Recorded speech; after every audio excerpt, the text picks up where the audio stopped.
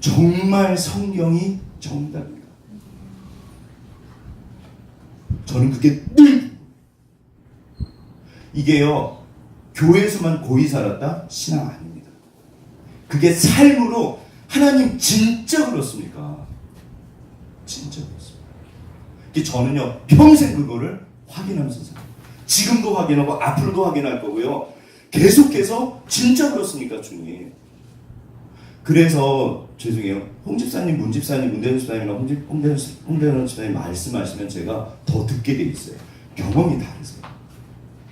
그러니까 우리 어르신들, 물론 아무튼 따라서 우리 청년들, 젊은, 어차피 이 얘기는 죄송해요, 지금은 못 알아들으세요.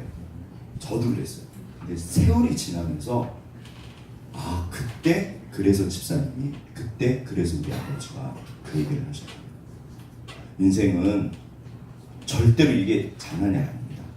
아무튼 오늘 사실 딱 설교가 그거예요. 우리 항조 형제한테 기적적으로 역사하셨던 하나님, 하나님이 정말 살아계시고 말씀이 진리라면 어떻게 살아야 될까? 오늘 사실 그 얘기예요. 그래서 오늘 2주년인데, 그러니까 3주년, 4주년 맞을 때마다 우리가 어디로 가야 될지 늘 확인했으면 좋겠어요. 사실 그거밖에 없거든요. 오늘 우리 한번 다 같이 제목을 읽고 식사가 몇 시죠, 집사님?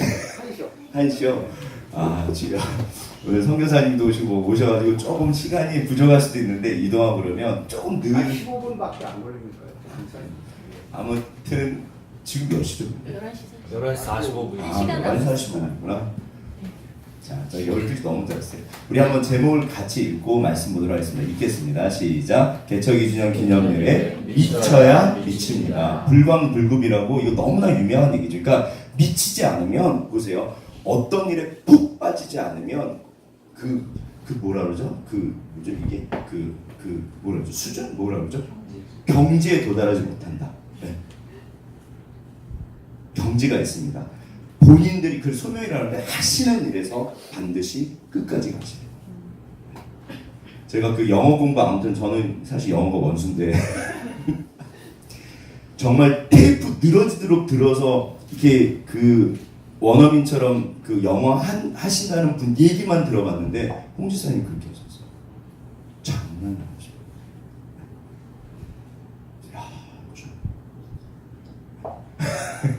아무튼 미쳐야지 미칩니다. 우리 문대현 집사님 그 올림픽 따실 때 자꾸 얘기하면 좀 그렇긴 한데, 뭐 집사님 뭐 아무튼 앞에 나서 싫다고 기도도 하지 말라는데 제가 다음 주 기도 넣었거든요. 그래서 문대현 집사님 이제 기도도 하셔야 되는데, 금메달 따실 때요 정말 이렇게 미치셨대요. 이렇게 들어보면요, 아, 저렇게 살 수 있을까? 네. 그게 기본적으로 하나님의 뜻입니다. 사실 너무 다들 성실을 열심히 사시는 분들이에요. 우리 한번 옆에 분 보시면서 사랑합니다, 귀하십니다, 사랑합니다, 귀하십니다.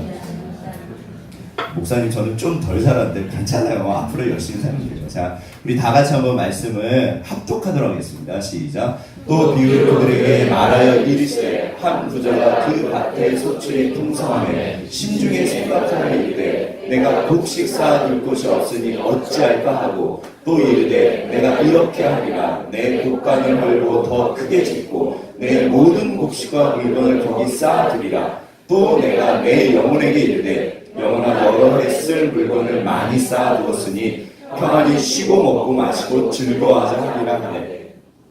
이게 이제 소위 말해서 누가복음 12장에 등장하는 어리석은 부자 이야기예요. 그러니까 많이들 아시는데 사실 이게요, 생각보다 제가 볼 때는 절대로 뭐 모든 말씀이 그렇지만 정말 하나님이 오늘 우리에게 하시는 말씀이 있거든요. 같이 한번 보도록 하겠습니다. 먼저 미친 사람 이야기를 좀 하고 싶어요. 여기 그러니까 이분이 28살 때 부산에서 맨몸으로 상경해서 4년 만에 100억을 지금 아무튼 너무 잘 나가는 그 기업에, 그러니까 뭐 중국, 미국 막 이렇게 수출돼 있대요. 그 기업이 뭐냐면 제가 좋아하는 그 고기입니다. 고기 이렇게 구워가지고 아무튼 대박 나신 분이에요. 아이언네. 예.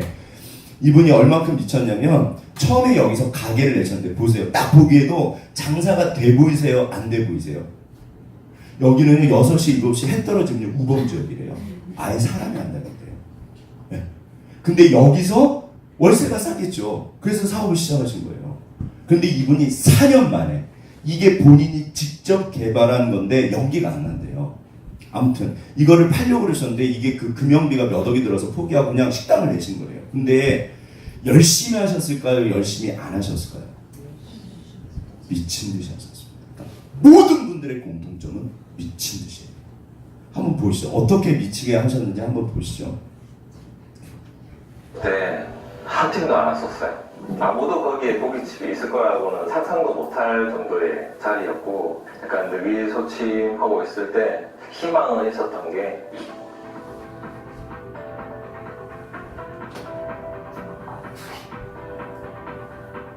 철공단지래요 여기가.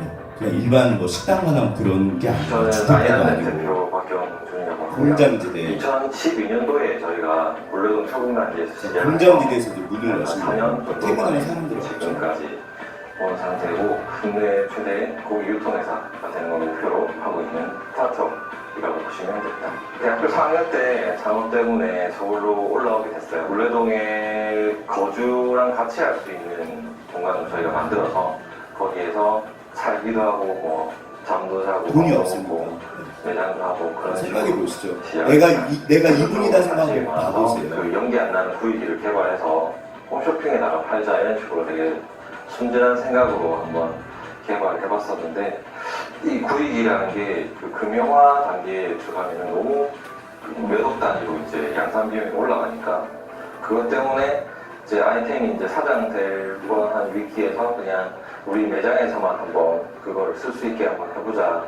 그리고 손님들에게 그 세상에 하나밖에 없는 구이기를 문제는 테스트해 사람이 볼수 안 있게 오는 하면 거예요. 손님들이 좋아하지 않을까 해서 시작을 한 게 철공이죠. 지금 이제 처음에 프랜차이즈로 만들었을 때 한 팀도 안 왔었어요. 아무도 거기에 고깃집이 있을 거라고는 상상도 못할 정도의 자리였고, 6시 정도 되면 가로등도 다 꺼지고 완전 깜깜해서 우범지역 같아서 여성들은 무서워서 다니지도 못하는 그런 골목이었는데, 저희가 이제 안에 거주를 하고 있으니까 그냥 월세 낸다 생각하고 하자라는 생각이었던 것 같아요. 월세는 쌌죠. 네. 손님이 너무 없으니까 준비해놨던 음식들 다 버리기 시작하니까, 아 이건 좀 아닌 것 같다라고 이제 약간 의기소침하고 있을 때 희망은 있었던 게, 손님이 한 팀만 오더라도 그 한 팀이 너무 좋아하고 가시는 걸 보고 한 명이 두 명이 되고 두 명이 네 명이 되는 게 결국은 장사의 기본이니까, 그 기본만 지키다 보면 어느 순간 잘 되어 있지 않겠냐. 그 전까지 그냥 수업료 낸다 생각하고 대출 다 땡겨가지고 그렇게 했었죠. 기회는 만드는 거라고 하는 이유는, 그 기회는 한두 발짝씩 조금씩 더 나가는 사람들에게 그 주어지기 때문에, 한마디로 한 발짝씩 더 나갈 수 있냐 없냐에 사실 성공하는 분들의 이야기는 우리가 다 알고 있습니다. 딱 이거예요. 너무 힘들고 어렵지만 앞으로 전진하는. 그게 위대한 거죠. 그러니까 모든 분들이 다 그래요. 근데 우리가 왜 이걸 또 보면서 지금 표정들이 다들 에이 목사님 저거 다 아는 건데 이러지 않으세요? 와, 그러고 보세요. 왜 그럴까요? 이게 진리고 하나님의 법이고 위대한 삶이기 때문에. 사실 이거밖에 없어요. 인생은 제가 볼 때 죄송해요. 학벌 이런 거 아니야. 앞으로 나아가는 삶. 이분이 배운다는 말 표현을 쓰잖아요. 끊임없이 성장해요. 보시죠. 부분에서 조금씩 갈리는 것 같아요. 사실 음식점은 그때가 스타트였지만 거기 개발은 수년 전부터 이루어져 왔었던 거고, 그거에 대한 히스토리와 이야기들 모든 것들을 소비자들이 다 그 즐기고 체험했다라고 저는 보고, 저는 어디에 가도 잘 살아남을 수 있을 거라고 저는 보고요. 현재 할 수 있는 거에서 최선을 다하는 게 너무 상투적으로 들릴 수 있는데, 그것만이 정답인 것 같은 근데 게, 이게 정말 생각보다 그 가만히 있으면 당연히 기회는 안 오지만, 저희가 할 수 있는 건 최선을 다하고 주위의 도움을 구하고 도움을 하다 구하고, 보면 네. 같이 할 수 있는 준비가 되어 있는 혼자는 못 분들이 살아요. 세상에 많다라고 봐요. 그렇기 때문에 그 내가 할 수 있는 두 마이 베스트로 계속 하다 보면 기회는 만들어질 거라고 봅니다. 이 책에서 이제 이게 조선일보 기자분이 만든 책이에요. 근데 저 책에서 한 가지 예를 끄집어내갖고 한 건데, 보시면 기억하실 게, 세상 사람도 자기 이분처럼 열심히 하면요, 하나님께서 주님의 법에 따라서 돕는 사람을 보내주세요. 하나님은 악인과 선인에게 햇빛과 단비를 주십니다. 우리들만 보살펴 주시는 게 아니에요. 절대로 착각하시면 안 돼요. 하나님이 허락하지 않으시면 참새도 한 마리 떨어지지 않는다고 했어요. 하나님의 어떤 상한 갈대를 꺾지 못하시는 분이 하나님이세요. 그만큼 어떤 의미에서는 하나님의 마음이 여리세요. 반드시 하나님은 이런 분들에게 은혜를 주십니다. 자, 그리고 이제 보세요. 그리고 보면 이 구절이 다르게 보여요. 한 부자가 보세요. 근데 이제 우리가 솔직히 딱 느낌이 뭐냐면 우리는 부자 하면요. 딱 떠오르는 게 뭐냐면 딱 이분들이에요. 악덕, 에이 부자. 그러면서 웃긴 게 뭐냐면 다들 부자 되고 싶어요. 그러시죠? 자, 부자 되고 싶으세요? 가난하고 싶으세요? 아멘. 보세요. 이게요. 그러니까 이런 분들은 그냥 아웃이에요. 그냥 신경 쓰지 마세요. 과연 이 본문에서 그러면 이런 악덕 부자들을, 물론 이분들도 아프신 분들 좀, 그러니까 속사정이 있어요. 100%는 아프시겠어요. 분명히 이야기겠어요. 우리는 다 몰라요. 아무튼 제가 그러니까 이렇게 설교를 준비하다 보면 나름대로 다 찾아봐요. 단순히 이런 영상이 아니라 저분에 대한 거, 박경준 대표에 대한 거 나름대로 찾아보고 다 찾아보거든요. 이분도 보면요. 아무튼 절대로 그러니까 이렇게 막 100% 낫다 그렇진 않아요. 세상에 그런 건 없습니다. 그 방금 말씀하신 조 하시는 기자분이요. 제가 언뜻 들었을 땐 진짜 죄송해요. 나쁜 인간이었어요. 경찰서가 다 덮었고 힘 있으니까 다 덮어버렸어요. 근데 벌써 홍 집사님 말씀하시니까 아니잖아요. 또 옆에 그러니까 이게 건너가면 내가 아는 분이야. 우리가 이분들 속사정 몰라요. 그러나 그럼에도 불구하고 아닌 건 아닙니다. 그런데 오늘 본문에서는 이런 부자를 말씀하시는 게 아닙니다. 어떤 부자일까요? 물론 이런 부자일 수도 있죠. 사실은 본문이 어떤 부자인지를 보여주지 않으세요. 잘 보세요. 우리는 자본주의 사회에 살고 있어요. 북한 사람들이 공식적으로 자기를 북한 인민 민주주의 공화국 아무튼 그래요.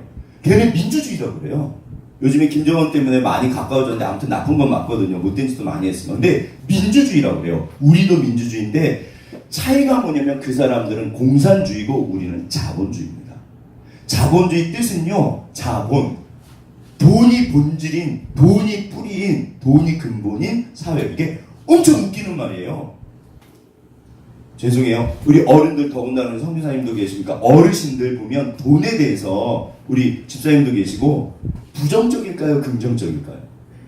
간사님 돈 하면 느낌이 긍정적이세요? 약간 부정적이세요? 그럼 우리 건이는 돈에 대해서 부정적일까요? 긍정적일까요? 우리 아들이요. 깜짝 놀랐어요. 딱 받아요. 결혼식장에 갔는데 권사님이 주니까 그래 받아요. 그리고 막 가요. 야야야 이래. 우리 애들은요. 부창아 돈이 좋은 것 같아 안 좋은 것 같아 느낌에. 딱 돈 하면 좋아 안 좋아? 솔직히. 좋아해요. 우리 부창이 약간 달라요. 애가 약간 다른데 유교 문화에서는 사실은요 돈이 부정적입니다. 더럽고 악한 건데요. 이게 웃긴 게 뭐냐면요. 성경도 그래요. 성경에 보면 온통 부자는 낙타기를 통과하지 못하고 천국에 못 간다 이런 얘기가 되게 많아요. 그런데 잘 생각해 보시면 마가의 그 다락방 120문도 다락방이 120명이 들어가요. 그럼 이게 무슨 집? 대저택입니다. 그 당시는 그 예루살렘도요 강남 제1 잘 사는 사람들 동네가 있었어요. 마가 다락방 그 동네에 있었어요. 그러니까 사내들인 회장 바로 가까운 곳에 있었어요. 강남에 있는 큰 집이었습니다. 부자들 되게 많아요. 아리마다 요셉 예수님 그 무덤 제공한 사람 그분도 부자였어요. 실제로 역사상 성경적인 부자는 많습니다. 그러니까 기억하실 게 뭐냐면 어차피 오늘날 우리는 돈이 굉장히 중요한 세상에 살고 있어요. 더군다나 예수님 당시에도 돈은 중요했어요. 근데 이게 우리들 안에 찝찝한 게 있어요.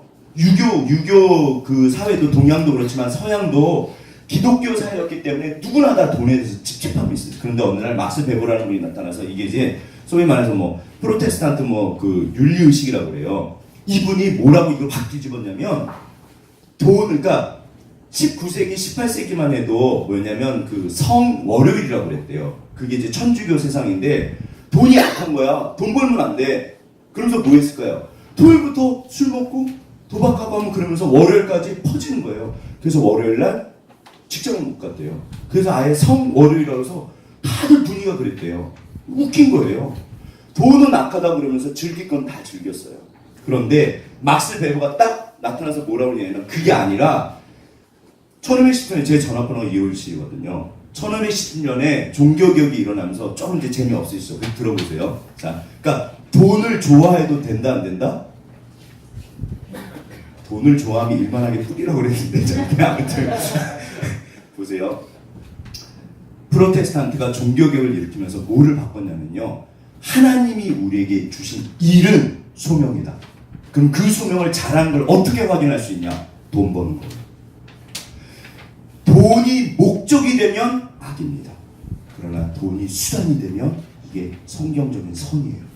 그래서 내가 하나님 앞에 정말 성실하게 살고 잘하는 걸 어떻게 할 수 있냐? 열심히 살면 돈 벌잖아요. 따라서 돈을 정직한 방법으로 열심히 잘 버는 건 하나님의 축복이다.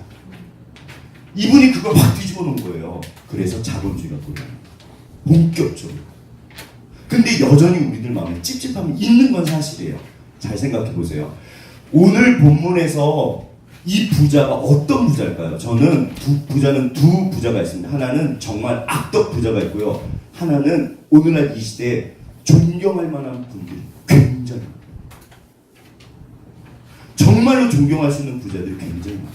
자, 한번 보시죠. 많은 CEO들, 명사들 그런 분들에게서 신의 한 수를 얻어내는 인터뷰를 많이 해왔고 정말 좋은 아이디어를 위대하게 바꾸는 그런 과정 속에서 그 사람들의 시행착오와 결단력과 어떤 성공의 어떤 정수, 공통점 그런 것들을 한번 뽑아보고 싶었거든요. 이 책에 보면 이제 많은 이제 사업가들은 현상을 유지하지 않고 내가 도전했다는 건데 항상 자기 자신에게 답이 있어요. 자기 자신에게 근데 답이 그게 있어요. 진짜 진리인 것이 정말 많은 사람들이 자기의 어떤 불편하게 생각하는 거 이거 좀 아닌데 이렇게 하면 좀 편하지 않을까? 여기서부터 사업을 시작한다면 그 당시에 주변 사람들이 얘기했을 때는 그거 어딘가 다 있지 않을까? 됐어 너 그냥 이거나 해 이렇게 내가 얘기를 들었는데 이걸 관심 있는 업체 사람들이라든지 뭐라고 생각할까? 이런 식으로 생각의 범위를 달리 가야 돼요. 거기는 지금은 좀 덜 안정적이고 뭐 연봉도 나올 수 있고 하지만 강만한 것은 이겁니다.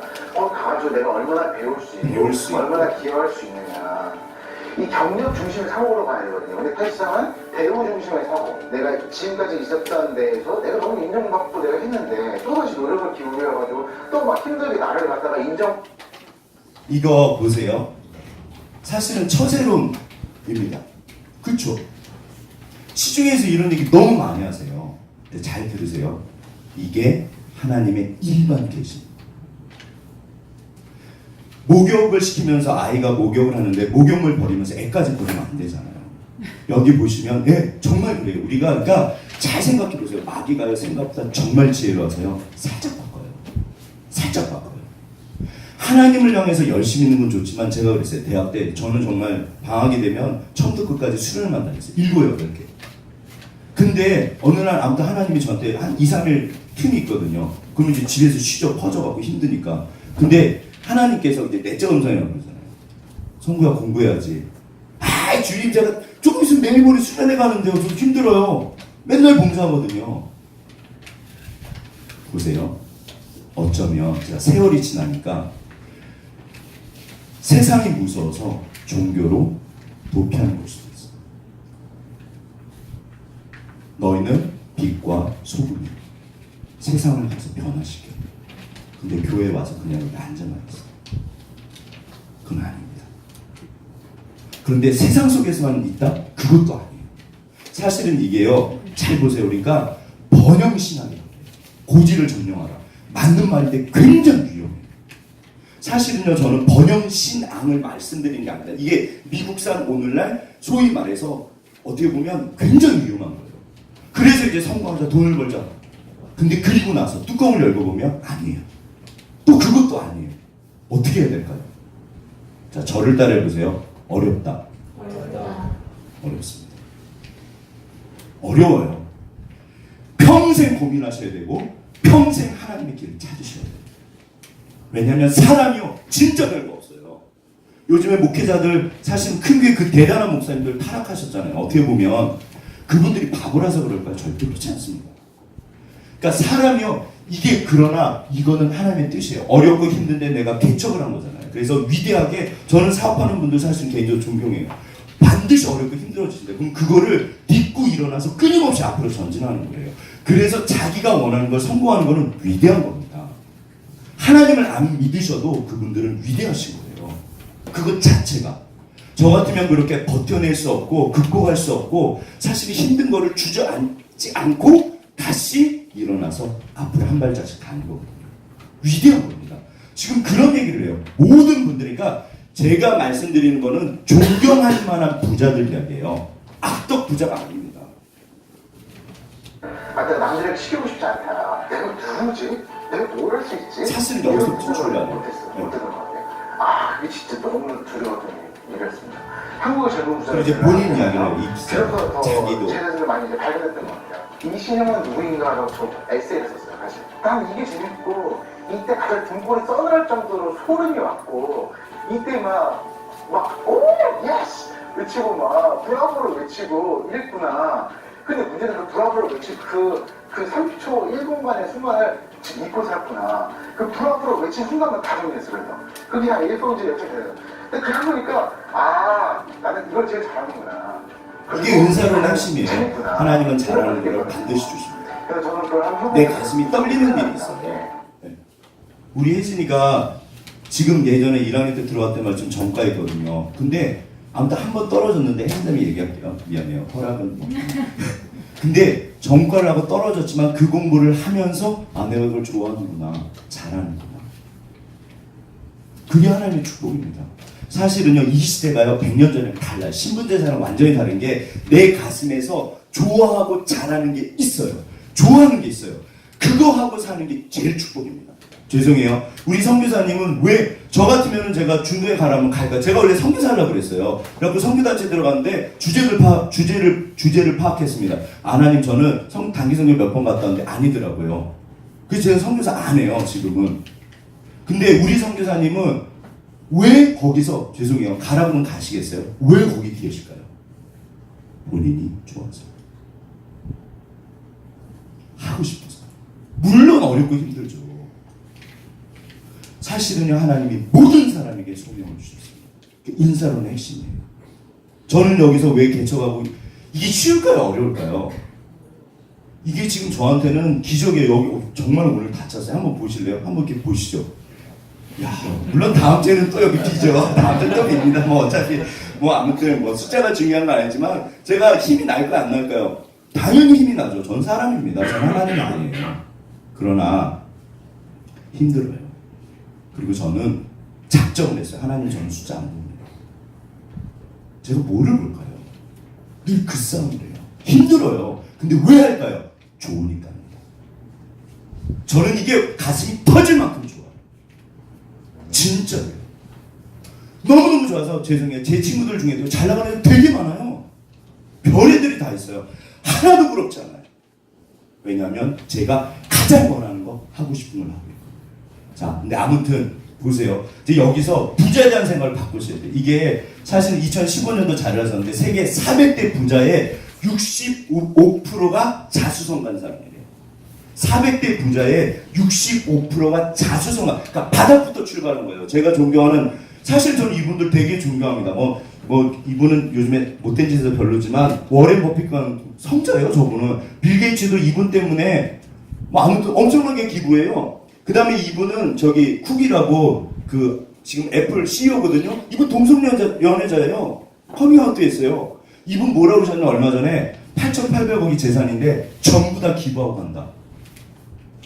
자기 재산 다 넣는데요. 이분은요, 마윈, 알리바마. 사실 제가 저분에 대해서 계속 보고 있는데 보통 사람 아닙니다. 이분이 선생님을 하셨나봐요. 자기가 석 달인가 넉 달 선생님 할 때 월급 모아서 자전거 살 때가 제일 행복했다. 지금은 기대가 없다. 그래서 막 이렇게 대담을 하고, 영웅이거든요. 사실 저런 모델이 필요합니다. 막 TV에서 대담하는데 어떤 분이 그랬대요. 마인이 가진 전 재산과 젊은이가 있는데 젊음을 바꾼다면 바꾸겠습니까? 마인이 뭐라고 했을까요? 제가 뜸 들이면은 이거는 좀 아니라고 했잖아요. 툭 튀어나왔어요. 당연하죠. 이분은 돈이 관심이 아니에요. 진짜.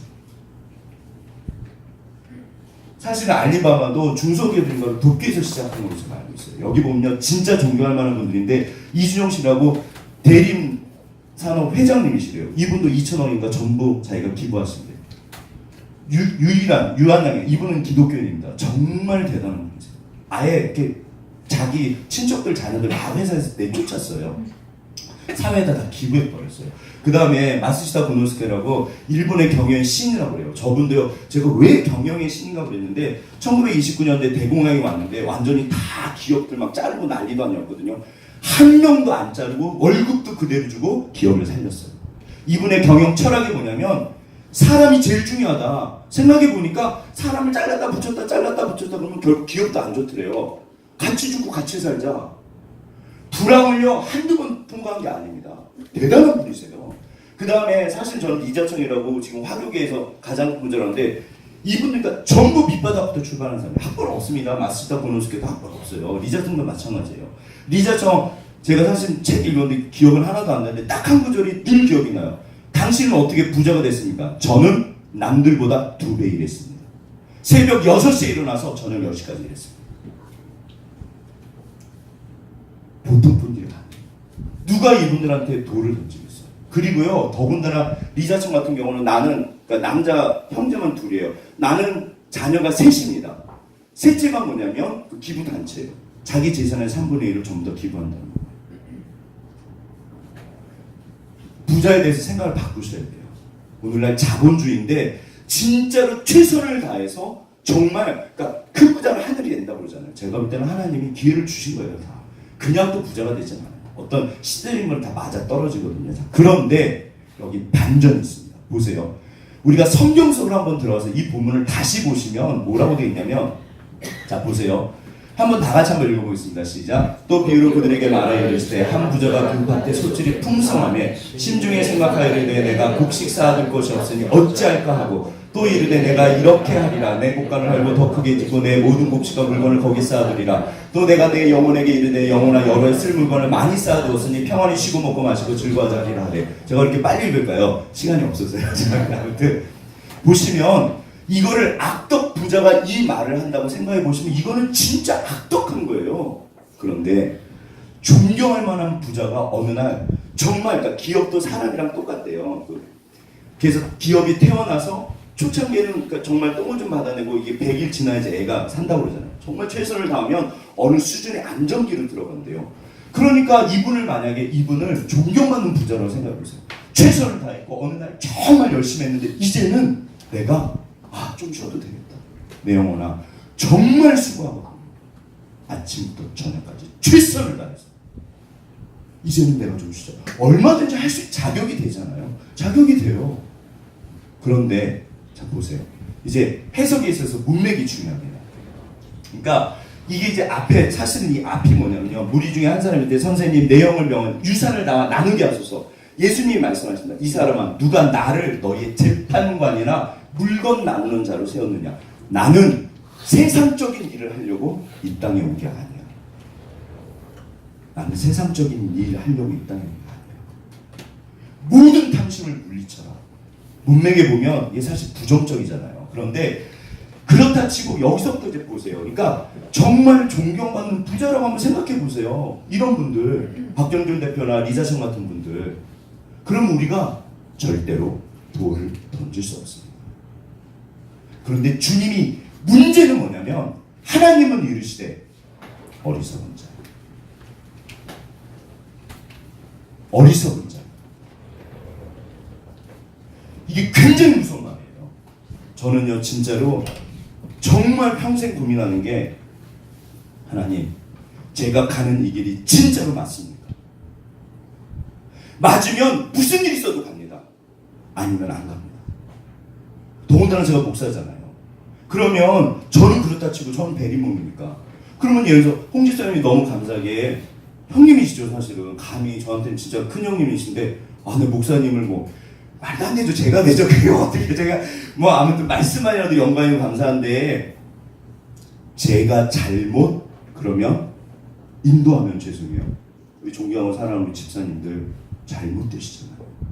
우리 아이들 청년들 그 책임은 어떻게 가요? 이게 사실 제 혼자 또 문제만이 아닌 거예요.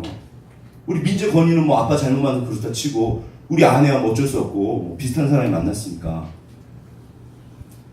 하나님이 딱 한마디 하십니다. 어리석은 자. 여기 보시면 오늘 밤 내가 내 영혼을 도로 찾으면 이게 와 하나님 진짜 얄밉다 못됐다 어떻게 수명이 다 돼서 데려가시는 거예요. 하나님은 절대로 불의가 없으십니다.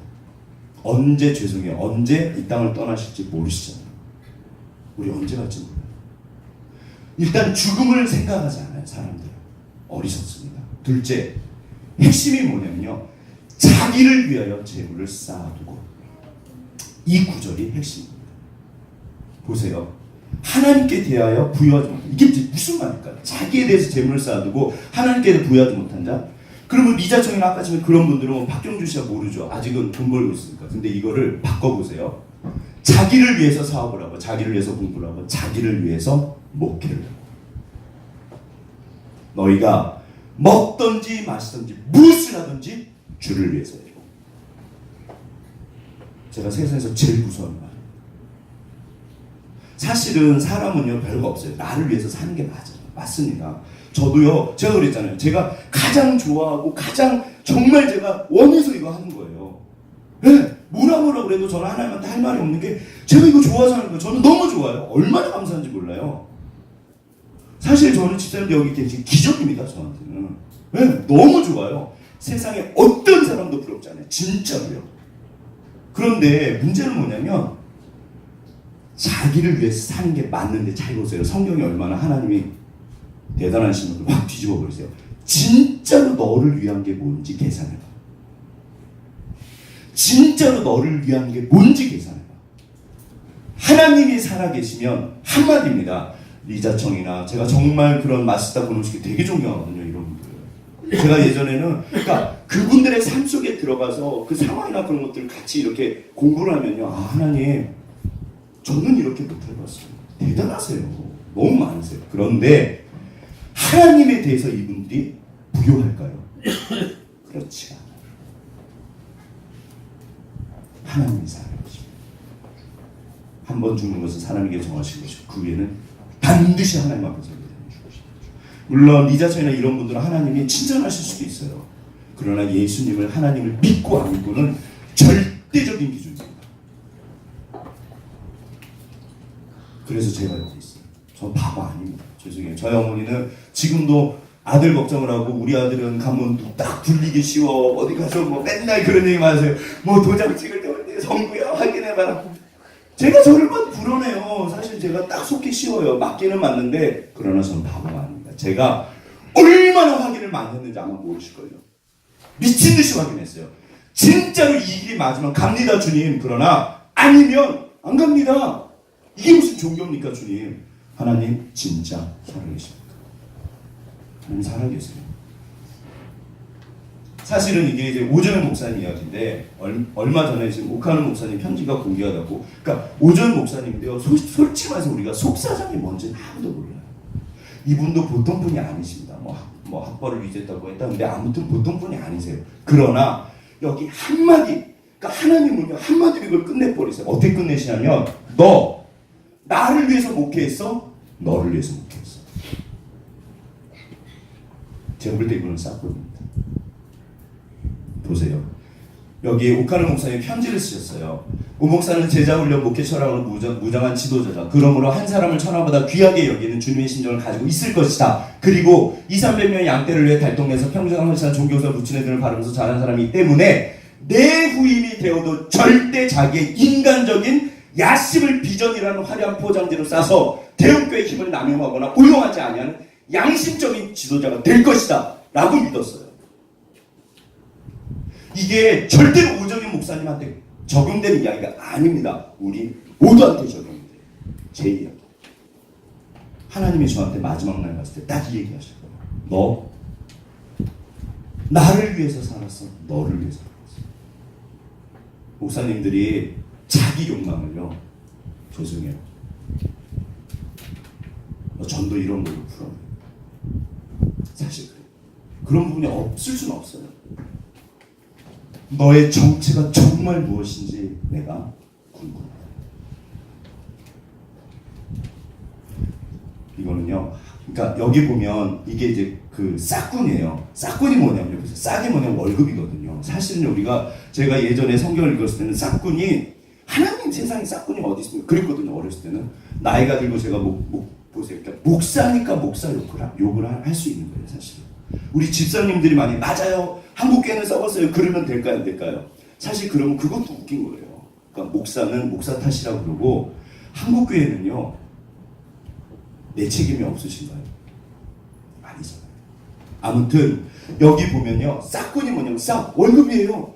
예수님 당시는 전부 다 싹군이었어요. 싹군이었어요.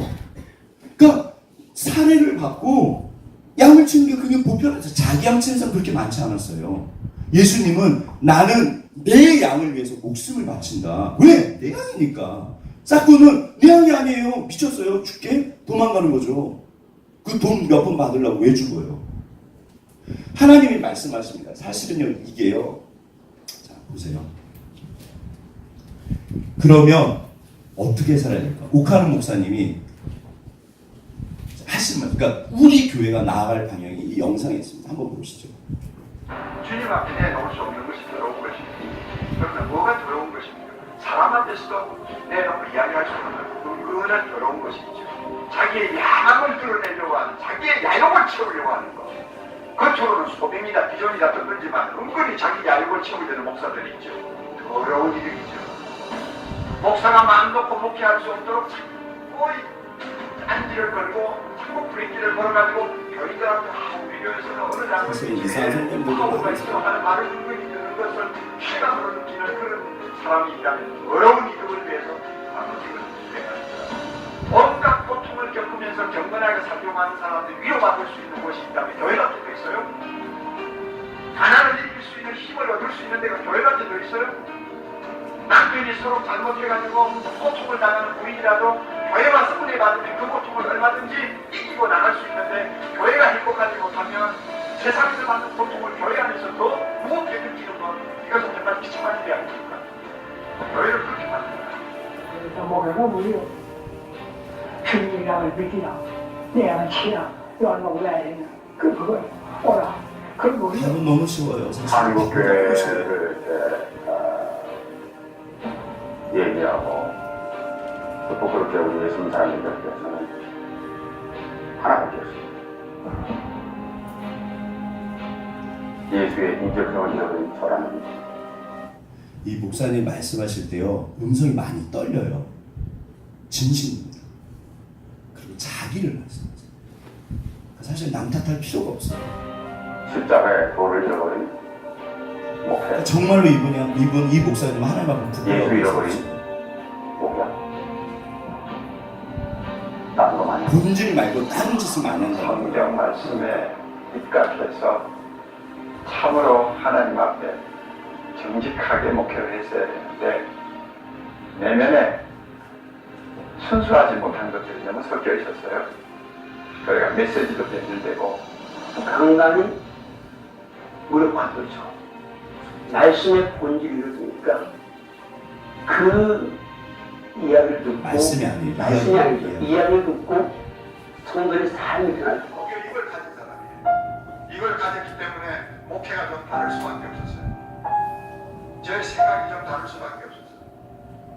그래서 제가요, 진야훈련에 미치게 됐어요. 야, 여기에 진짜 목회의 생명이 있구나. 기가 막힌 사람들이 너무 많아요. 왜 그렇게 됐냐? 평신도가 그 교역자를 위해 존재한다고 생각합니다. 교회는 목사를 위해서 존재하는 게 자기가 아닙니다. 평신도를 위해서 교회 전체의 평신도를 위해서 존재하는 종이라고 생각하는 평신도가 자기를 위해 존재한다. 자신이 교회가 뭔지 알고 싶으면 위에 오십시오. 자신 있게 말하십시오. 내가 비록 작은 교회지만 여기에 생명 걸고 내가 목회하는 주님 앞에 갔을 때는 하나님의 교회 전체를 위해서 일하고 온 사람들 주님이 대접해 주신다 하는 확신이 있어야 돼요. 그래야 여러분이 목회다운 목회를 할 수 있어요. 목사님들과 무슨 세미나 하신 거예요. 저는 그렇게 살았어요. 마지막에 암에 걸려 소천하셨는데 교인들이 오셔가지고 200만 원, 300만 원 이렇게 헌금을 하셨대요. 그거를 아시고 전부 그 돈 액수 계산해가지고 교회에 헌금하셨대요. 사실 오 목사님 성품이 편하신 분일까요? 조금 이렇게 까다로우실까요? 쉬운 분 아닙니다. 사실 가족들이 힘들어요. 저도요, 토요일 날 되면 엄청 예민해요. 그러니까 하나님, 아빠 잘못 만나서 애들이 고생하는 거 많네요. 남편 잘못 만나서 우리 아내가, 제가 목회 안 했으면 저는 아내를 이렇게 안 썼을 거예요. 진짜로. 하나님, 근데요, 제가 늘 드리는 말씀이잖아요. 이거 보고 제가 말씀드릴까요? 제가 말씀을 드렸는데 이 영상에도 있는 걸까요? 제가 말씀을 드리는 건데 영상에도 있었어요. 별거 없어요. 주님은 늘 똑같은 말 하십니다. 네. 사실은요, 정말 성경은 늘 똑같은 말을 하세요. 여기 보시면 들으세요. 모든 것은 전부 목사 탓입니다. 결국 목회자 탓이에요.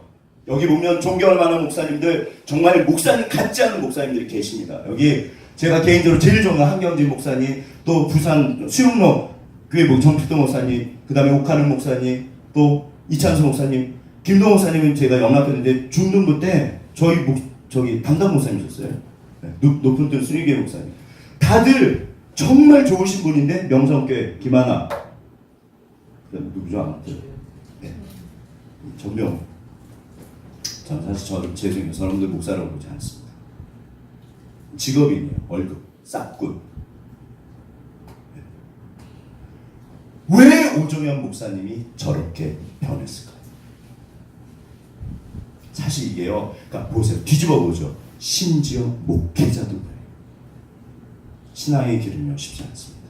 심지어 평생을 헌신한 목회자도 그래요. 중간에 얼마든지 변질입니다. 본질을 놓치면요, 결국 딴 길로 가요. 저도 마찬가지예요.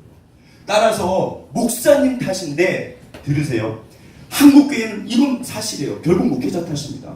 선생들아, 너희가 선생이 되지 마라. 너에게 더 큰 심판입니다. 제가 정말 무서워해요. 아무튼 죄송해요. 결국 제가 우리 사랑치단을 섬기고 있잖아요. 근데 이거는 목회자가 할 말이고요. 잘 보시면 결국 하나님 앞에 섰을 때 하나님은 누구한테 신앙의 책임을 물으실까요? 아, 하나님, 저희 교회 목사님 좀 이상했어요. 맨날 목사님 영상이나 보여주고 제기도 하나 듣고 뭔 소리인지 모르겠고 저 신앙생활에서 잘 모르겠어요. 뭐 목사 탓이죠, 1차적으로는. 그러나 보세요. 모든 것은 청직입니다. 이게 청직이냐면 내가 너한테 맡겼는데 엄마 아빠 탓하실래요? 집안 탓하실래요? 영향이 있습니다. 가족은 중요해요. 그러나 그렇지 않습니다. 결국 내 책임입니다. 넘어가는 거예요. 하나님이 그렇게. 그러면 이제 여기서 어떻게 살 것이냐의 문제가 다시 등장합니다. 그럼 넌 어떻게 살 건데? 그럼 넌 어떻게 살 건데? 자, 다 끝났거든요. 여기 보시면 이게 이제 물론 신학이긴 한데 지구를 이렇게 바치는 그 무슨 이렇게 클래스가 모르겠어요. 근데 성경 전체에서 지상명이 뭐냐면 그 최상급이 있어요. 더 그레이티스트 커맨드먼트. 영어가 참 고생해요. 저 때문에. 아무튼 저도 고생하고 영어도 고생하고 아무튼 어째서 그러거든. 더 그레이티스트 커미션. 커맨드먼트는 크고 첫째 되는 계명, 하나님 사랑, 이웃 사랑. 그 다음에 가장 크고 첫째 되는 미션이에요. 커미션. 우리 모든 사람의 소명, 미션. 그게 뭐냐면 너희는 가서, 이게 이제 지상명 마태복음 28장 18절 이하의 말씀입니다. 근대 성교가 이 구절 때문에 시작됐어요. 네. 여기 보시면 보세요. 11제자 길잖아요. 또 저거 기네. 도대체 뭔 소리야. 11제자가 뭐 의심하나. 이를 시되 하늘과 땅의 모든 것을 내게 주셨으니 너희는 가서 모든 족속 세자 삼아 아들 성령 이름으로 세례를 주고 내가 너희 근본 모든 같이 지키게 하라. 볼때는 하나님 지금 뭐하라고 말씀하실까요? 여기서 제가 그랬잖아요. 주동사가 있고 보조동사가 있어요. 되게 쉬워요. 가서 제자 삼아. 이 명령의 핵심입니다. 가서 제자 삼아. 절대로 목회자에게 하신 말씀이 아닙니다. 너는 가서 제자 삼아라. 성경 전체에서 하나님 하신 말씀이에요. 옥목사님이, 저 옥목사님 사역 아니에요. 원래 성경이 써있는 거예요. 근대 성경 윌리엄 캐리가 이 구절 가지고 근대 성경이 시작됐어요. 근데 보세요. 제자를 삼으려면 제자가 돼야 돼요. 내가 말씀을 모르는데 무슨 말씀을 가르쳐요. 너희가 마땅히 선생이 될 터인데 아직도 젖이나 먹고 있구나. 교회 오래 다니셨잖아요. 물론 여기 몇 년 안 다니신 분도 계시지만, 그러니까 보세요. 사실은 교회만 나오셔도 너무 위대한 거예요. 우리 승용 형제가 죄송해요. 오랜만에 나왔는데 저는 내가 승훈이라도 너무 재미없겠다. 뭔 소린가. 너무 고마운 거예요. 네? 우리 부창이 아무튼 새로 오신 분들 너무 감사해요. 졸아도 돼요. 코만 안 골면 돼요. 코 골아도 돼요. 옆에 가서 쉬시면 돼요. 침 흘려도 상관없어요. 10년, 20년 신앙생활 하신 우리는요. 하나님 말씀하십니다. 마땅히 선생님. 이 말은요. 빼도 박도 못해요. 넌 당연히 선생님이 됐어요. 그 제자예요, 제자. 내가 말씀을 보는데 무슨 제자를 만들어요. 그리고 가르쳐 지키게 해라. 보세요. 여기 모든 성경이 다 얘기를 합니다. 제가 좋아하는 그 에스라 말씀을 연구하고 준행하여 가르치기로 결심하였더라. 보시면요. 가르쳐 지키게 하라. 내가 지키지 않는데 뭘 가르쳐요? 이거는 삶으로 가르치는 겁니다. 지식적인 문제가 아니에요. 하나님 경험해 봤어? 말씀을 지키려고 하시면 반드시 개입하십니다. 하나님 살아계신 거 믿습니다. 만약 이게 안 믿어지잖아요. 그러면 시간이 좀 걸려. 괜찮아요. 처음부터 하나님 그런 거 원하지 않으십니다. 말씀이 다 끝났어요. 아무튼 보시면 이제 이게 마지막에 뭘까요? 우리는 제가 원래 우리 교회 이름을 시간도 많이 갔네요. 작은 제자교회라고 부르려고 했어요. 제자교회. 근데 그때 목동 제자교회가 문제를 많이 일으켰어요. 그리고 또 목사님이 아시는 이제 목사님이 오실 때 작은이 뭐냐. 저는 사실 큰 거 별로 안 좋아해요. 저는 그냥 그러니까 원래 작은 예수가 맞습니다. 근데 사실 작은 예수교회니까 뭔가 약간 이단 같고 신비적이고 해서 이건 아니겠다. 이거는 정말 이상하다. 원래는 작은 예수가 맞아요. 그게 제자예요. 작은 제자교회. 우리는 하나님 앞에 작더라도 제자로 살면 돼요. 겨자씨만한 믿음이 세상에 옵니다. 보시면요. 보세요. 주님이 나를 따라 그랬잖아요. 제자는 따라가는 사람이에요. 앞서가십니다. 억만 명이 따라가면 너무 쉽죠. 어떤 의미에서는. 근데 내 주변에 아무도 없어요. 그러니까 힘든 거예요. 제가 볼 때 선교사님이 가장 힘든 건 동역자가 없을 때예요. 외롭고 힘들 때. 그게 어렵습니다. 그런데 뒤집으면 그래서 위대합니다. 정말 하나님이 살아계시고 이 길이 맞으면요. 내가 주님을 아무도 안 따라갔을 때 나만이라도 따라가며 마지막 하나님 앞에 갔을 때 하나님 뭐라고 그러실까? 내가 너무 잘했다. 너무 잘했다. 이거 외로워요.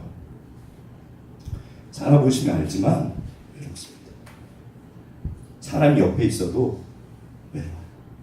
그러나 또 하나님이 보내주세요. 그게 제가 우리 집사님들을 뵈면 사실은 선교사님도 죄송해요. 제가 원래 선교사라고 그랬거든요. 이상 선교사님 요즘 많아요. 진짜 선교사님은 죄송해요. 진짜 선교사님. 작년에도 오셔서 나누셨잖아요. 아무튼 기억은 하실지 모르겠지만 아무튼 상관은 없고 그러니까 외롭습니다. 그러나 정말 하나님의 사람들이 계세요. 그래서 살아내면 그게 보이고 그래서 동역자고 너무 반갑고 오카노 목사님이 사실 오정 목사님 그거 보고 뽑은 거예요. 나는 이제 조금 있으면 가는데 사실 오정 목사님이 오카노 목사님 제자였거든요. 사람이 변한 거예요. 한 사람의 헌신이 세상을 바꿉니다. 다른 사람은 이 길을 안 가도 나는 이 길을 갑니다. 저 별거 없어요. 저는 오정 목사님 발끝도 못 따라갈지 모르겠어요. 그러나 저는 그렇게는 안 삽니다. 이제 결정하시는 거예요. 진짜 하나님이 살아계시고 하나님이 말씀하셨다면 그 말씀대로 살 것인가 그렇지 않을 것인가. 어렵다? 별로 사실도 어렵지도 않아요. 그냥 주일날 오시면 돼요. 제가 우리 민재한테 원하는 거 너 11시까지 와. 늦지 마. 딱 그거 원해요. 오시면 돼요. 별거 없어요. 주무셔도 돼요. 그리고 가서 자면 돼요. 하나님 우리가 할 수 있는 걸 바라세요. 그러나 말씀 하나님에 대해서 부여한지 나만을 위해서 살았는지 이게 정말 무섭다. 확 드러나요. 아무리 핑계를 대도 핑계를 댈 수가 없어요. 너 나 위해서 살았냐? 아니면 너 위해서 살았냐? 생각해 보세요. 우리는 주를 위해서 살고 그래서 사랑하는 우리 집사님들 그래서 세상을 삽니다. 그래서 세상은 섞여요. 정말 하나님이 축복하세요. 우리 옆에 분 손잡으시면서 사랑합니다. 너무 귀하십니다. 너무 귀하십니다. 너무 귀하시네요. 지금 해주셨을 때 끝까지 들어주셔서 아주 고맙습니다.